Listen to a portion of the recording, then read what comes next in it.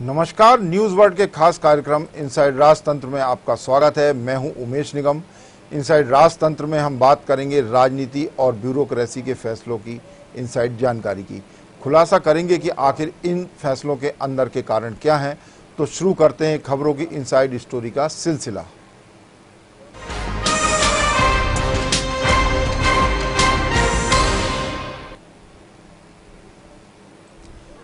बच्चों को स्कूल में पढ़ाई के लिए लाने के वास्ते प्रदेश में स्कूल चले हम अभियान चल रहा है, लेकिन प्रदेश के स्कूलों के ड्रॉप आउट रेट को देखकर यह नहीं लगता कि स्कूल चले हम अभियान कारगर साबित हो रहा है।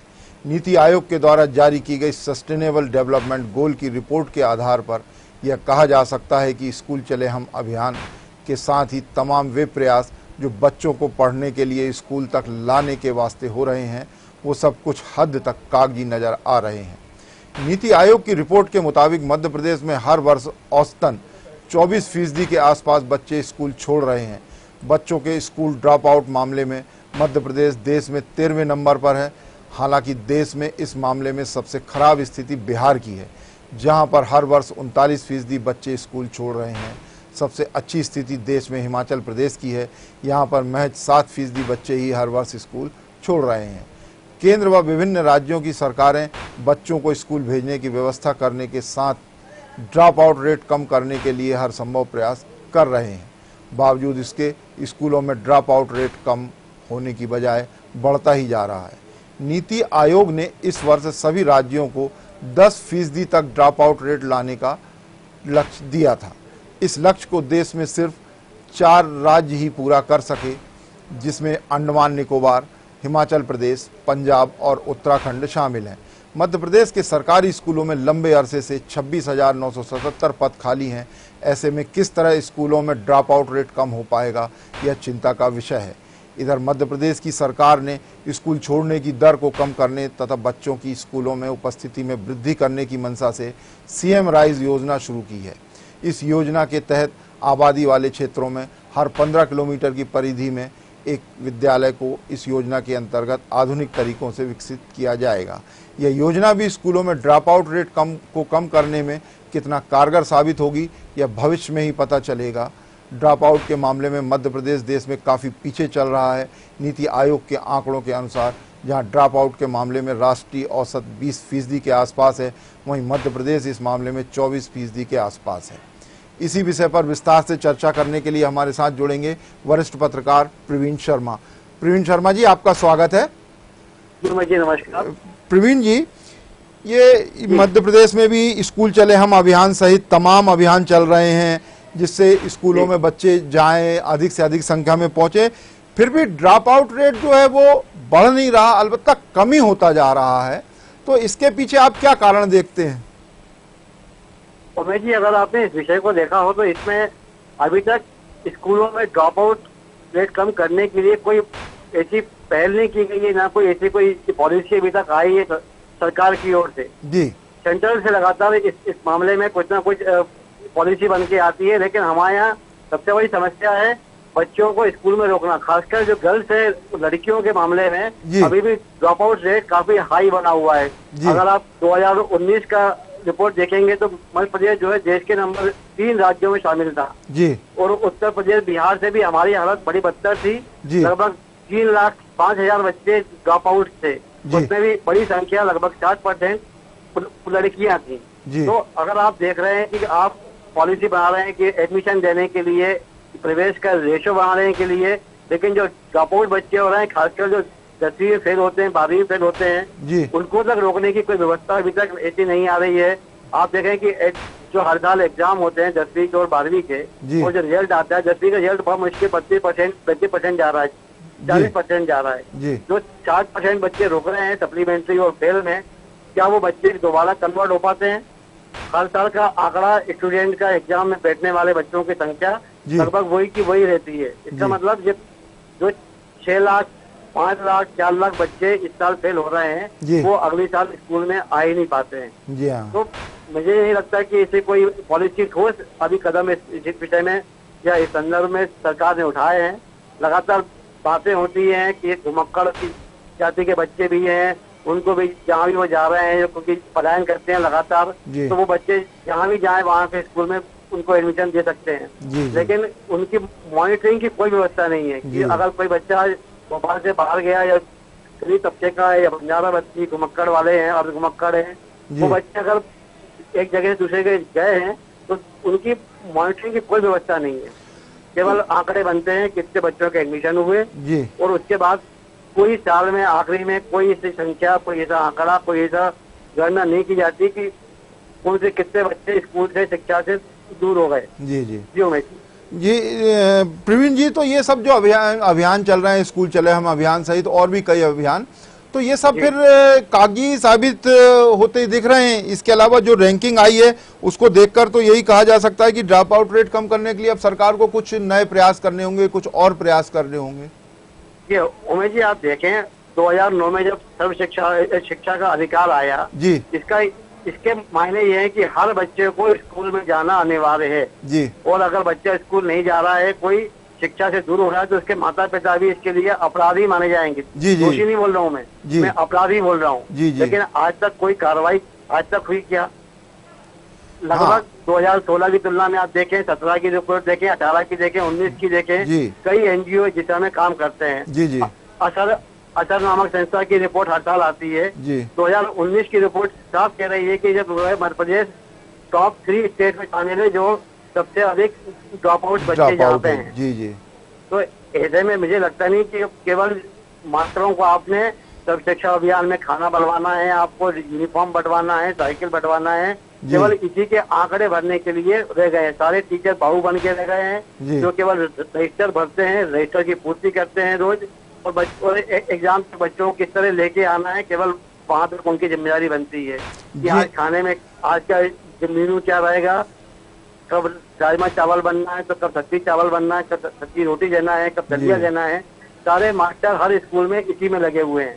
18,000 स्कूलों में आज भी सिंगल टीचर हैं। लगभग 4,500 स्कूल ऐसे हैं जिनमें आज भी केवल अतिथि शिक्षक के भरोसे पूरा स्कूल चल रहा है। अतिथि शिक्षक स्कूल खोलते हैं, वही लॉक लगाते हैं, वही 5 कक्षाओं को एक ही टीचर पढ़ा देता है। तो ऐसे में आप सोचें कि बच्चे आएंगे, खासकर बच्चियां आएंगी, तो मुझे नहीं लगता कि अभी कोई ठोस कदम उठाया गया है इस दिशा में, और बहुत जल्दी परिस्थितियां बदल जाए, तस्वीर बदले, ऐसी मुझे उम्मीद नहीं लगती। इसके लिए अब सरकार को कोई ठोस कदम इस दिशा में भी उठाना पड़ेगा कि बच्चे स्कूल तक आए और स्कूल में रुके, और खासकर जो बच्चे फेल हो जाते हैं, क्योंकि 8वीं तक तो फेल करने का नियम नहीं है, लेकिन 8वीं तक ही ड्रॉप आउट रेट बहुत ज्यादा बना हुआ है। 10वीं के बाद भी बच्चे नहीं पढ़ पा रहे। प्रवीण जी, 12वीं के बाद देखें कॉलेजों में एडमिशन रेशो बहुत कम है। अपने देश के जिसकी तुलना करें अपन एवरेज के हिसाब से, तो मध्य प्रदेश का एवरेज भी काफी कम है। प्रवीण जी, ये जो प्रवीण जी सीएम राइज स्कूल खोल रहे हैं, ये एक नई योजना आई है, ये आपको कितना लगता है कि ड्रॉप आउट रेट कम करने में कितनी कारगर साबित होगी और आगे स्कूलों में बच्चों की संख्या बढ़ेगी, तो योजना कितनी सफल होगी और कितनी कारगर इस दिशा में साबित होगी? और जी, योजना तो काफी आकर्षक है। जी। और खासकर बच्चे जो आजकल दिखावे के बच्चे हैं, बच्चे जो सीबीएसई स्कूलों में जा रहे हैं, प्राइवेट स्कूलों में जाते हैं, उनका इंटरेस्ट वहाँ होता है। तो इस स्कीम में जो स्कूल बनेंगे, एक कम्पैक्ट स्कूल बनेंगे, तो नो डाउट बच्चे कुछ ना कुछ तो कन्वर्ट होंगे। लेकिन मैं फिर कहता हूँ, ये स्कीम भी जो छोटे स्कूल आसपास हैं उनको बंद करके ये स्कूल खोला जाएगा। जी। तो कुल जमा वही होना है कि स्कूलों की संख्या कम होगी और एक बड़ी दुकान दिखा के कुछ छोटी दुकानों को आप बंद करने की स्कीम बना के काम कर रही सरकार। तो ऐसा ना करके मेरी सलाह है, मैं तो यही चाहूंगा कि जो और शिक्षकों के हित में भी है, बच्चों के हित में भी है कि जो छोटे बच्चे हैं उनको आप एक तरफ कह रहे हो कि 1 किलोमीटर के दायरे में प्राइमरी स्कूल होना चाहिए, दूसरी तरफ आप कह रहे हो कि मिडिल स्कूल 5 किलोमीटर पे होना चाहिए। अब आप 15 किलोमीटर पे ये कंप्लीट स्कूल खोल रहे हैं फ्रॉम KG 1 to 12। तो ऐसे में क्या उस अधिनियम का या नियम का, सर्व शिक्षा अभियान का जो नियम है उसका उल्लंघन नहीं होगा? और क्या उन बच्चों का आप एक तरफ 1 किलोमीटर की बात करते हैं, आप 15 किलोमीटर लेके आएंगे? जी। और ये जो स्कूलों प्रवीण जी, स्कूलों में जो शिक्षकों की काफी कमी है, 27,000 से ज्यादा पद खाली हैं, तो ये भी कहीं ना कहीं ड्रॉप आउट रेट जो बढ़ता जा रहा है, ये भी एक कारण हो सकता है, इसको आप मानते हैं? बिल्कुल उमेश जी, शिक्षकों की संख्या वहाँ के स्कूलों की सुविधाएं आज भी आप देखें कि गर्ल्स के लिए अलग टॉयलेट नहीं है जी। कई स्कूल ऐसे हैं जहाँ पे आज कॉमन रूम तो सरकारी स्कूल में कोई बात ही नहीं होती है जी। तो कॉमन टॉयलेट में काम चल रहा है जी। कई स्कूल ऐसे हैं जहाँ एक टॉयलेट है तो उनने शिक्षकों ने स्टाफ के लिए कर लिया है बच्चों को बड़ी परेशानी होती है जी। गर्ल्स की अपनी एक अलग समस्याएं होती हैं उन अगर आप जब तक उस पर ध्यान नहीं देंगे ड्रॉप आउट खासकर माता पिता और दूर दराज के बच्चे कम नहीं हो पाएगा आने में कतराएंगे माता पिता भी भेजने में कतराएंगे इसलिए हमें सबसे पहले जो पेड़ों के नीचे स्कूल लग रहे हैं उनकी संख्या बिल्कुल 0 करना पड़ेगी जी। आपके पास जो बगैर टॉयलेट बगैर बिजली के स्कूल हैं उनको आपको ठीक करना पड़ेगा वरना एक बगैर आकर्षण के बच्चे स्कूल सरकारी स्कूलों में नहीं आएंगे और केवल जो गरीब तबका है झुग्गी बस्तियां हैं उनके बच्चे हैं जो APL के नीचे वाले लोग हैं BPL तक के लोग हैं केवल उन्हीं के बच्चे स्कूलों में पढ़ पाएंगे आपको अट्रैक्शन बढ़ाना है तो आपको IAS या मंत्री या जनप्रतिनिधि जो भी हैं वो जो गांव और शहरों के बड़े परिवार हैं उनके बच्चों को भी स्कूलों की ओर आपको भेजना होगा। ये सही कहा प्रवीण जी आपने कि जो सरकार को इस दिशा में भी गंभीरता से सोचना होगा क्योंकि ड्रॉप आउट रेट जो लगातार बढ़ता जा रहा है वो वाकई चिंता का विषय है क्योंकि जब बच्चे स्कूल पहुंचेंगे नहीं तो शिक्षा कैसे लेंगे और फिर साक्षरता और शिक्षा का स्तर कैसे सुधरेगा। तो उम्मीद यही के लिए आपको काफी प्रयास करना पड़ेंगे जी हाँ और खासकर कोई अट्रैक्शन सरकारी उम्मीद यही है सरकार से जी प्रवीण जी उम्मीद यही है सरकार से कि सरकार आने वाले दिनों में गंभीरता से इस दिशा में प्रयास लेगी और ड्रॉप आउट रेट कम होगा। बहुत बहुत धन्यवाद प्रवीण जी आपका हमसे जुड़ने के लिए। धन्यवाद जी।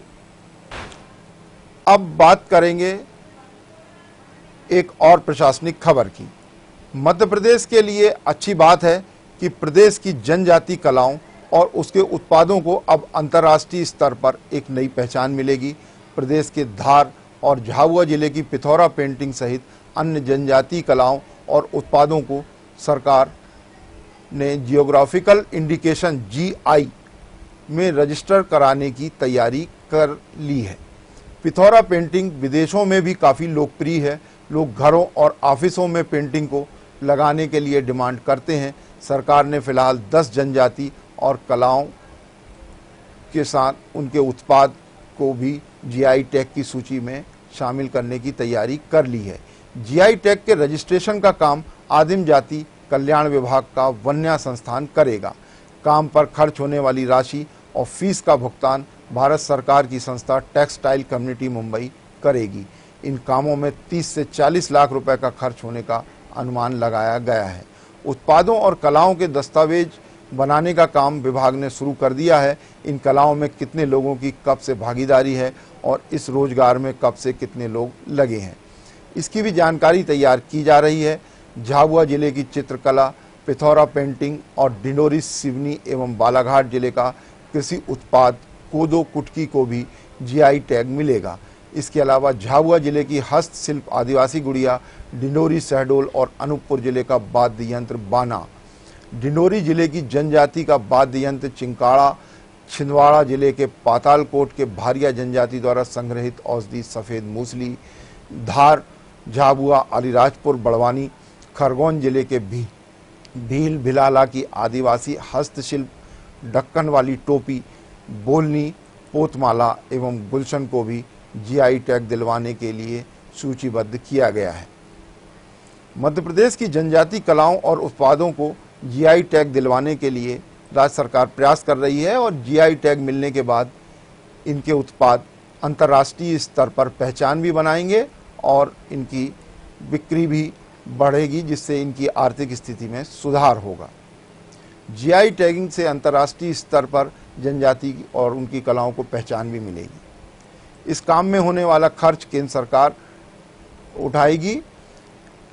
डिंडोरी सहित मध्य प्रदेश में और भी झाबुआ, अलीराजपुर ऐसे कई आदिवासी क्षेत्र हैं जहां पर बहुत सारी जनजाति हस्तकलाएं, लोक कलाएं खासी चर्चित हैं।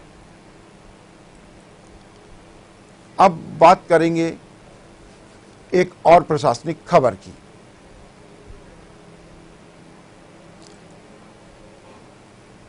राज्य पुलिस सेवा के अफसर राज्य प्रशासनिक सेवा के अफसरों से ग्रेड पे के मामले में पीछे चल रहे हैं। पुलिस के अफसरों को सुपर सीनियर सिलेक्शन ग्रेड दिए जाने का मामला पिछले 7 साल से अटका हुआ है। हालांकि एसपीएस एसोसिएशन के लगातार प्रयास के बाद अब इस मामले की फाइल गृह विभाग से फाइनेंस डिपार्टमेंट में पहुंच चुकी है। राज्य प्रशासनिक सेवा के अफसरों को वर्ष 2012 में राज्य शासन से 4 से बढ़ाकर 5 ग्रेड पे कर दिए गए थे, जबकि राज्य पुलिस सेवा के अफसरों को अब तक सिर्फ 4 ग्रेड पे ही दिए गए हैं। राज्य प्रशासनिक सेवा के अफसरों को वेतन की 5 श्रेणी करने के बाद से ही राज्य पुलिस सेवा के अफसर भी 4 से बढ़ाकर 5 ग्रेड पे करने की सरकार से लगातार मांग कर रहे थे। एसपीएस एसोसिएशन की पुरजोर प्रयास के बाद भी पिछले 7 साल से ग्रेड पे की फाइल धूल खा रही थी। अब इस मामले में गति मिली है। राज्य प्रशासनिक सेवा के अफसरों को उम्मीद है कि जल्दी सीनियर सिलेक्शन ग्रेड पे मिल जाएगा। फाइनेंस विभाग यदि इस प्रस्ताव पर अपनी मुहर जल्दी लगा देता है तो 1 दर्जन राज्य पुलिस सेवा के सीनियर अफसरों को इसका लाभ मिल जाएगा। उन्हें सुपर सीनियर सिलेक्शन ग्रेड में शामिल करते हुए उनका वेतनमान 8,900 रुपये की श्रेणी में आ जाएगा। डीएसपी को 5,400 रुपये की ग्रेड पे पर नौकरी ज्वाइन कराई जाती है। इस ग्रेड पे पर 555 पद हैं। नौकरी ज्वाइन करने के 6 साल बाद उन्हें डीएसपी सीनियर मानते हुए उनकी ग्रेड पे 6600 रुपये कर दी जाती है। इस ग्रेड पे के 240 पद हैं। नौकरी के 10वें साल में उन्हें डीएसपी सिलेक्शन ग्रेड पर मानते हुए उनकी ग्रेड पे 7,600 रुपये हो जाती है। यहाँ 240 पद हैं। इसके बाद उन्हें डीएसपी का सीनियर सिलेक्शन ग्रेड नौकरी ज्वाइन करने के 16 साल बाद मिलता है। इसमें 8,700 रुपये के ग्रेड पे पर 80 पद स्वीकृत हैं। राज्य पुलिस सेवा के अभी तक यही 4 ग्रेड पे तय हैं। प्रदेश में कनिष्ठ श्रेणी का वेतनमान प्राप्त करने वाले करीब 600 पुलिस अफसर हैं, जबकि वरिष्ठ श्रेणी के वेतनमान में 400, प्रवर्ण श्रेणी वेतनमान में 240, वरिष्ठ वेतनमान में 80 अफसर शामिल हैं। प्रवर्ण श्रेणी वेतनमान प्राप्त करने वाले कुछ पुलिस अफसर पिछले 10 साल से यही वेतन प्राप्त कर रहे हैं। इस मामले में राज्य प्रशासनिक सेवा के अफसरों की स्थिति पुलिस के अफसरों से काफ़ी बेहतर है। राज्य प्रशासनिक सेवा के अफसरों को लंबे समय से 5वां ग्रेड पे सहित तमाम सुविधाएं मिल रही हैं। राज्य प्रशासनिक सेवा के अफसरों को वर्ष 2012 में ही 5वां ग्रेड पे मिल गया था। एसपीएस एसोसिएशन लगातार 5वें ग्रेड पे के लिए प्रयास करता रहा। अब बात करेंगे खास सेगमेंट चलते चलते की, जिसमें राजनीति या ब्यूरोक्रेसी के क्षेत्र में चर्चित प्रसंग की बात की जाती है। तो आज ब्यूरोक्रेसी से जुड़ा एक प्रसंग खासा चर्चा का विषय बना हुआ है। एक प्रमुख सचिव स्तर के अधिकारी को जिस विभाग की कमान मिली हुई है वे उस विभाग से ऊब गए हैं। उस विभाग में साहब को काम करना अब आफत लग रहा है। इसलिए ये महाशय दिल्ली में प्रतिनियुक्ति पर भागने की जुगाड़ में है, लेकिन सरकार फिलहाल इनको दिल्ली भेजने की परमिशन देने के मूड में नहीं है।